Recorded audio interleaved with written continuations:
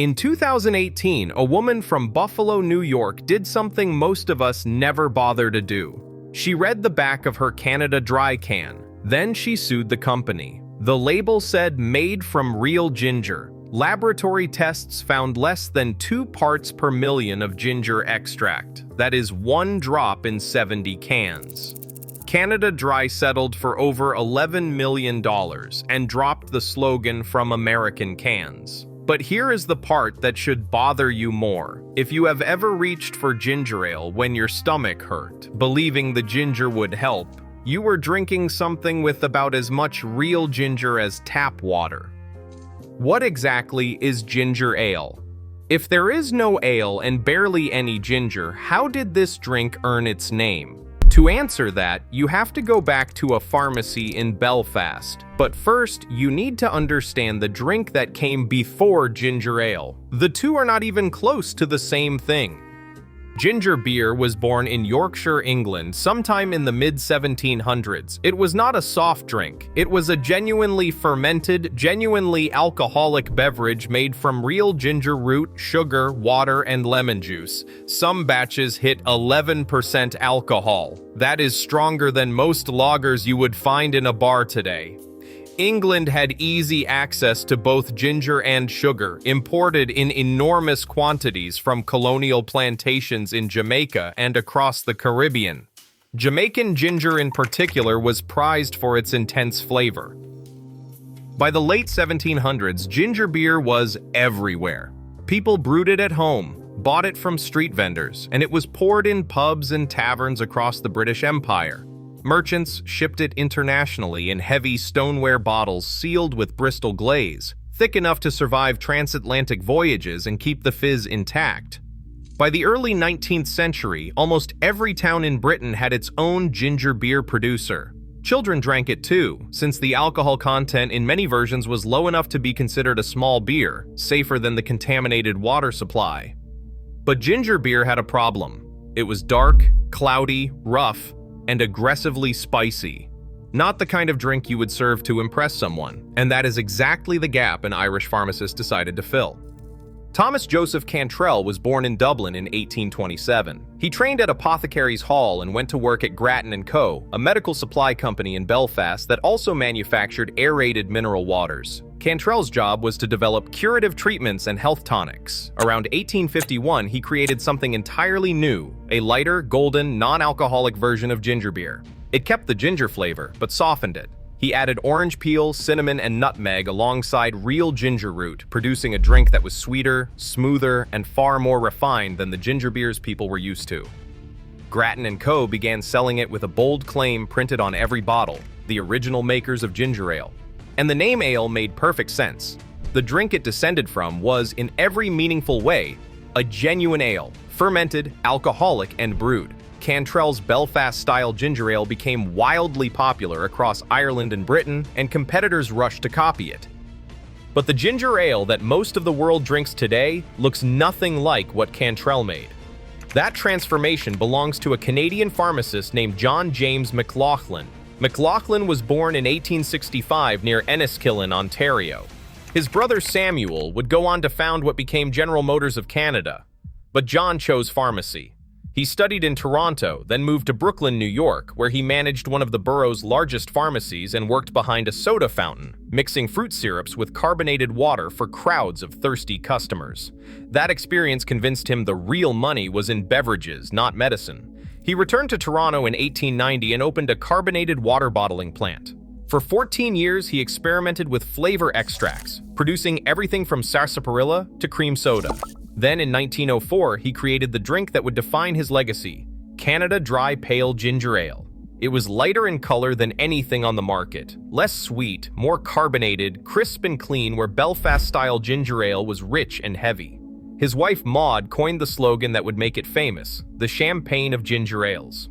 Within 3 years, Canada Dry had been appointed to the household of the Governor-General of Canada. McLaughlin had taken an Irish health tonic and turned it into something that looked and tasted like luxury. He died in 1914 at just 48 years old, but the brand he built was only getting started. Then Prohibition arrived. It changed everything. When alcohol became illegal across the United States in 1920, millions of Americans still wanted to drink. They just needed something to make bootleg whiskey tolerable. Canada Dry was the answer. The crisp carbonation and mild ginger spice masked the harsh chemical bite of illegally produced liquor. Speakeasies from New York to Chicago kept cases of Canada Dry behind the bar. Bartenders discovered it could make even the worst bathtub gin drinkable. Sales skyrocketed. The brand opened a bottling plant in Manhattan just to meet American demand. By the time Prohibition ended in 1933, ginger ale had cemented itself as a permanent fixture in American culture.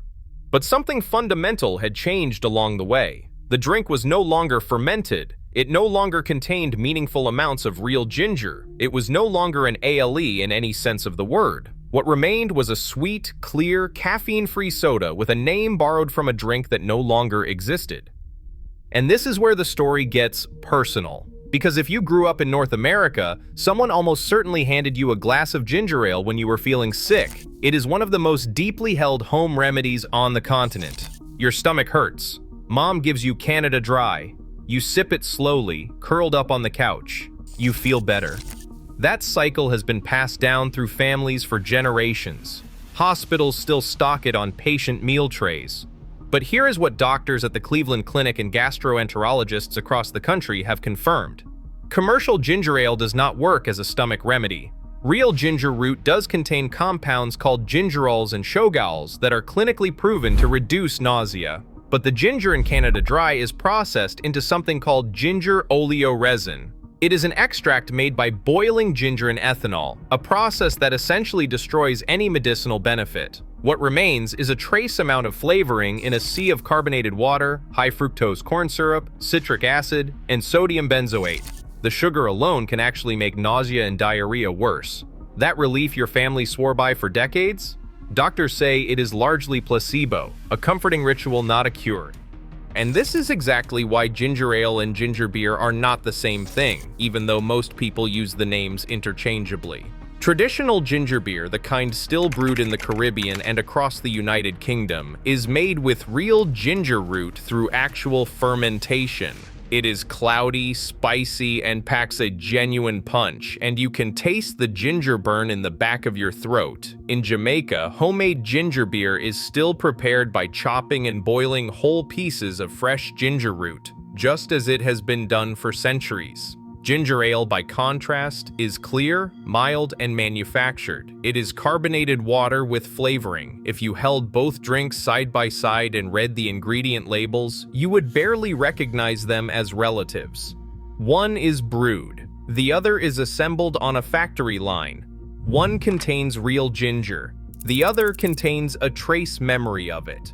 So why is it called ale? Because it genuinely used to be one. The original ginger ales of the 1850s descended directly from fermented ginger drinks with real alcohol content. Thomas Cantrell's Belfast creation was a legitimate offshoot of the ale family. But over 170 years of commercialization, mass production, and corporate cost-cutting stripped away everything that name once meant. Today, ginger ale is not an ale. It contains almost no ginger, and the health benefits your family believed in for generations were built on a label that a court of law determined was misleading. They are still fighting about it. A new lawsuit was filed against Canada Dry and Schweppes in 2024. The next time someone hands you a Canada Dry when your stomach hurts, you will know exactly what you are holding. A very effective piece of marketing in a green can. If you enjoyed this look at the hidden history behind everyday things, consider subscribing. Drop your suggestions for the next video in the comments.